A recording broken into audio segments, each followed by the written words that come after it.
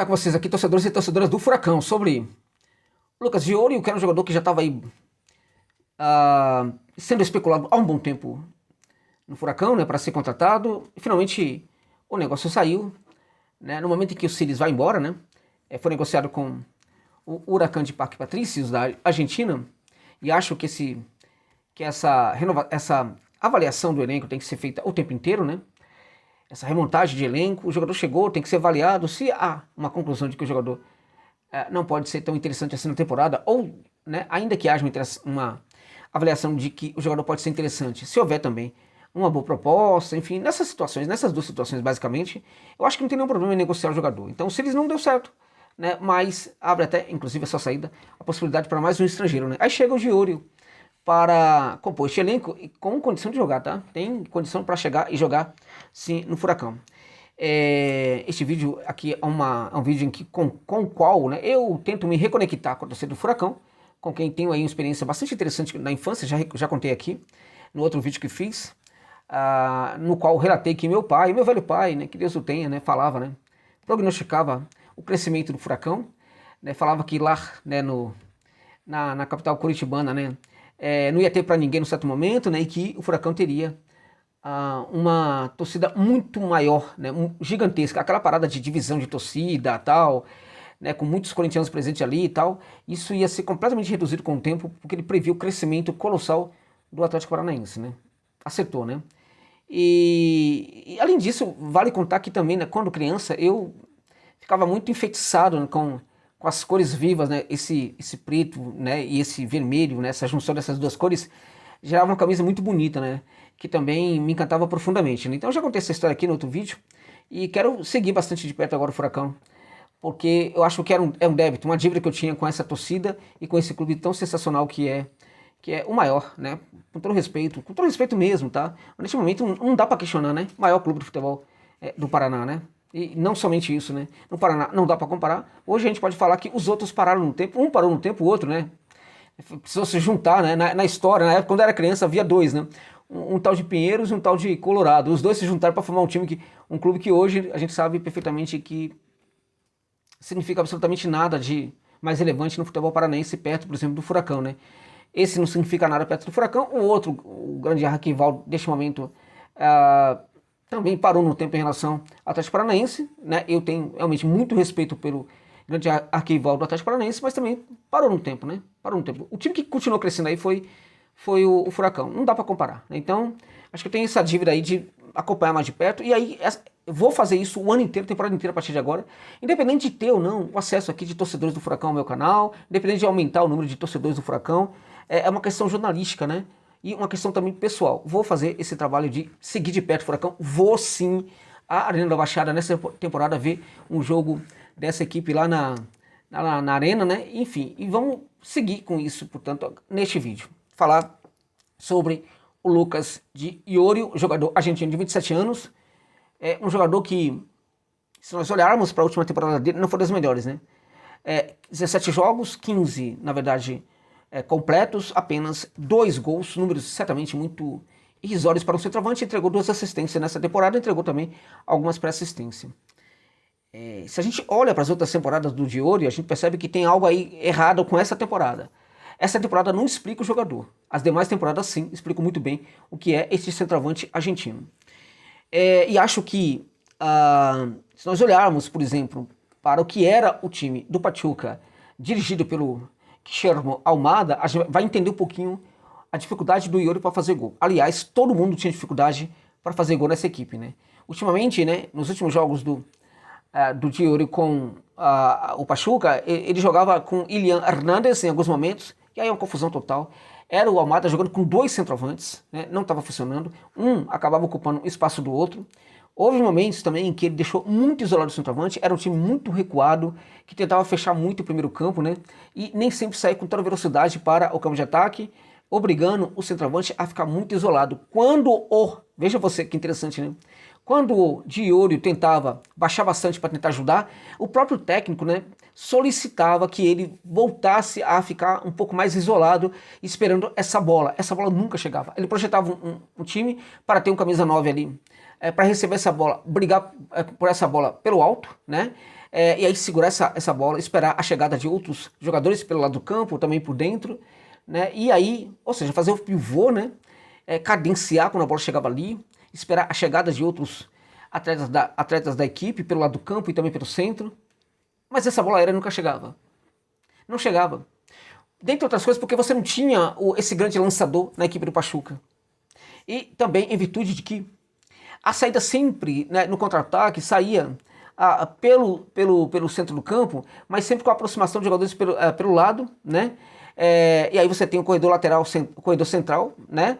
E também o corredor lateral, né? E aí você tem dois corredores laterais, um corredor central, você tem uma espécie de corredor virtual, que é por onde às vezes correm também alguns jogadores. Sempre havia essa corrida. Então você tinha, o que essa corrida fazia? Fazia com que esse jogador que portava a bola e que a conduzia pelo corredor central, em alguns momentos o Teirans, ele preferia fazer esse passe para esse jogador que estava aqui perto dele, né? Esse jogador ou devolver para o Teirans ou fazia um passe ali para alguém que vinha pelo lado do campo. E o centroavante lá na frente? O Diório, ele nunca recebeu essa bola. Nunca.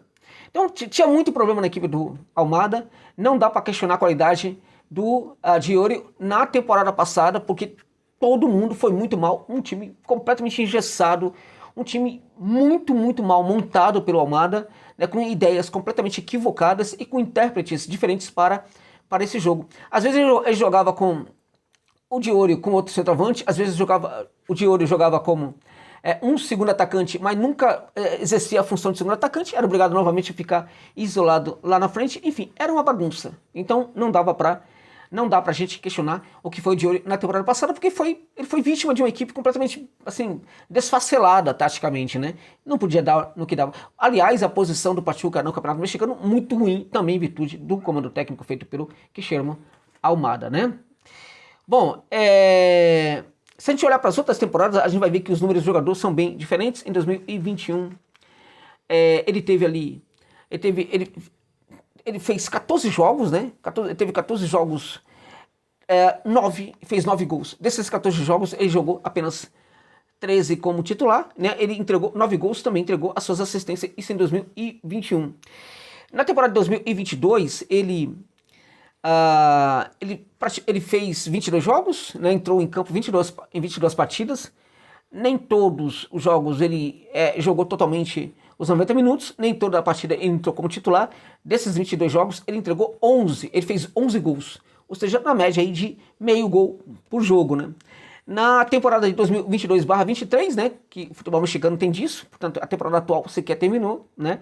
Na temporada passada, portanto, de 2022 a 2023, aí no León, né, León do México, ele conseguiu entregar, ele fez 40 jogos, né, desses 40 jogos, nem todos evidentemente como titular, ele conseguiu entregar 13 gols, muitas assistências. Nessa temporada, ele não jogou todos como titular, até porque o León tinha muitos jogadores para colocar ali como titular, como centroavante e tal. Nem toda a partida ele atuou como titular. Foi um número de gols realmente muito alto, porque ele também entregou assistências e pré-assistências num número bastante significativo, tá? Então, na verdade, esta última temporada não depõe a favor, né, e também contra, acho que depõe contra o jogador, não a favor do jogador Lucas Diório. Não dá para falar, ele é isso por causa da temporada passada.